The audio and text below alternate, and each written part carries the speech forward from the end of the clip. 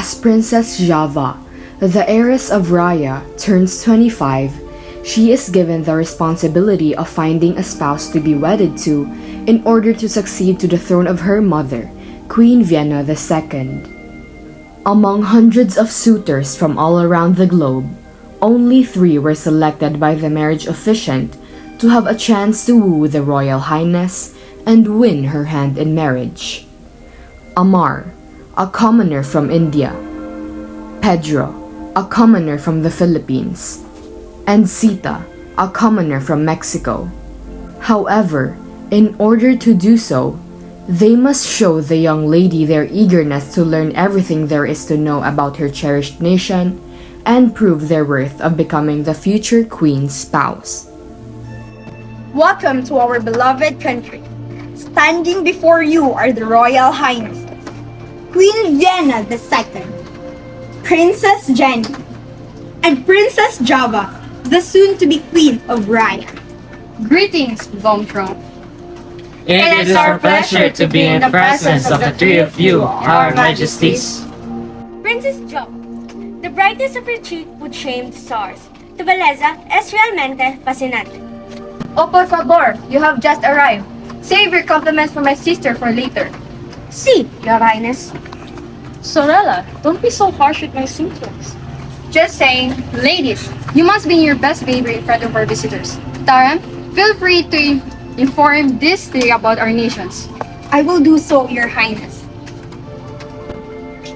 So as the 3 of you may know, Rhaya is a country with matriarchal system, which means us women hold the primary power position in roles of authority.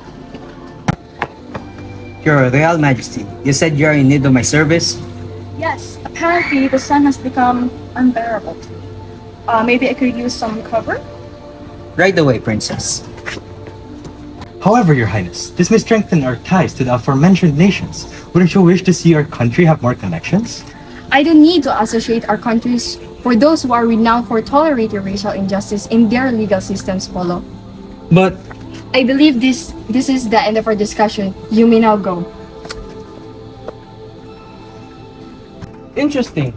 Sa amin kasi, before the Spanish colonized the Philippines, there existed a 500-year-long tradition of indigenous feminism that predated women's liberation in the West. I see. So your country used to have a matriarchal system as well. I can say that the community structure of pre-Hispanic Philippine society could neither be described as a patriarchy nor a matriarchy. Okay then, this leads us to Rhaya's custom and traditions. As our country practices Rhayanism, we frequently conduct weekly worship services for our god Rhaya. Moreover, we hold monthly festivals that highlights the culture of different religions of our country. Additionally, we wear bindis to denote our social status. If you've noticed, those who belong to royalty wear red bindis, whereas ordinary folks wear black. In my country, India, the bindi has Hindu beginnings and is often associated with religious purposes or a woman's marital status. Red bindi symbolize marriage, so when women were widowed, they would often change their bindi color to black. I see. So I suppose there are similarities between the traditions of India, Mexico, and Raya. Taram, I have a question. Did you guys get hot in your clothing? Geographically speaking, Raya is situated in Southeast Asia, where it's warm all year long due its location in the tropicals. Honestly, we do get heated. Nevertheless, we continue to dress traditionally in the homage of our nation. Ay. Speaking of geography, this area has its tourist attraction. This part where we usually spend our weekly tradition ceremonies. Okay, I believe I effectively given the 3 of you a brief overview of our country. We may now proceed to meet the Royal Highnesses.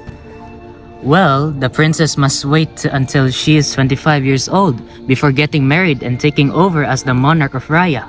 Why is that? Because critical parts of the brain involved in decision making are not fully developed until years later.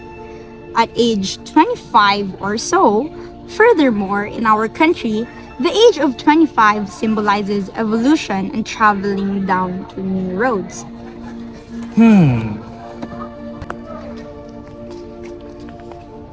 So, how was your tour? Nako, napakasaya po. Your country is very fascinating.